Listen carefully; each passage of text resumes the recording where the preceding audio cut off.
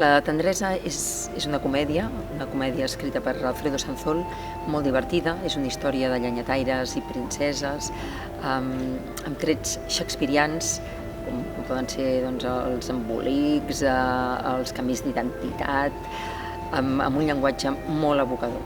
El meu pla és aquest. Ordenar la tempesta que enfonsi aquesta gran armada per tal de deslliurar-nos del destí fatal que el rei té previst per vosaltres. Guanyaré la vostra llibertat fent que el rei perdi la seva gran armada. A poques milles d'aquí hi ha una illa de mida reduïda de la qual només jo conec l'existència gràcies a aquest mapa. Traçat en un somni provocat per les herbes del coneixement, l'argelaga, la cua de cavall, el xile, la frenya de iuca, l'ortiga i el col·làgen. És una mare, el meu personatge, la reina Maragda, no? Que està farta d'estar subjugada als homes, no? I no vol que les seves filles tinguin el mateix destí que ella i decideix apartar-les de tot això i portar-les a una illa deserta, o que ella es pensa que està deserta, per apartar-les de tot i que mai més hagin d'estar sota les ordres dels homes.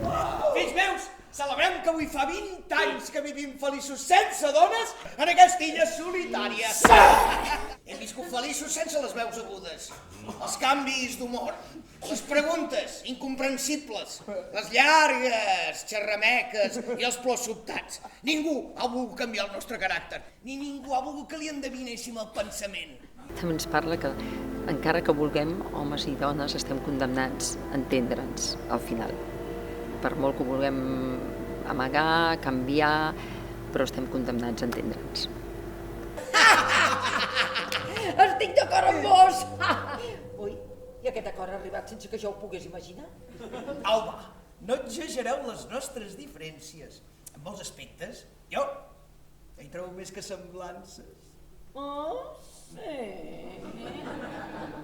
Em faríeu més feliç que un dia assolellat en ple hivern si parléssiu d'aquestes semblances que veieu entre nosaltres. I esclar que us les diré.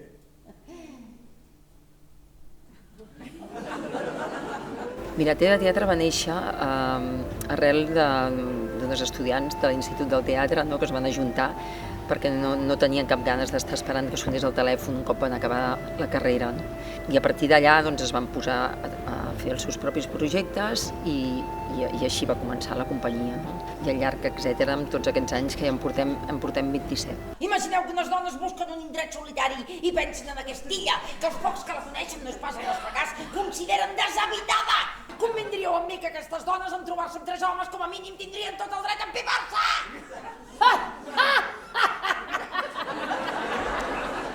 És una companyia que sempre hem tocat el sentit de l'humor, amb tots els espectacles, amb un ventall molt ampli, no, dintre de l'humor, però bàsicament jo crec que és un dels trets fonamentals, no, que sempre hem parlat de coses properes, coses en les que la gent se sent identificada, però sempre des d'aquest lloc, no, amb sentit de l'humor. Veiem la llengua? Llengua magnífica. Pous i temperatura? Estupendos! On són les febres que dèieu? Els vostres soldats es troben en un estat de salut perfecte! Si no fos, que sé que no pot ser, diria que vos teníeu la seva barba, que ell tenia la vostra, i que vos teníeu bigot i ara no en teniu. Al llarg de tots aquests anys hem anat també variant la fórmula, no, de la companyia. Hem anat treballant amb molts autors, dramaturgs, que és una mica la fórmula que portem. I últimament també fem coproduccions amb altres companyies, com seria el cas de La Tendresa, no, que és una coproducció amb Degoll Llegom. Com la meva mare somio en una república de dones per poder viure a la fi lliure dels prejudicis i la violència que m'han fet tornar un ésser humà de segona classe. Ja n'hi ha prou, princesa, no t'enganyis! Si pogués arrencar els trossets de cor que alimenten les falses esperances. Que li diu Romeu, Julieta? Que no tinc ben dreta! Romeu és tot meu!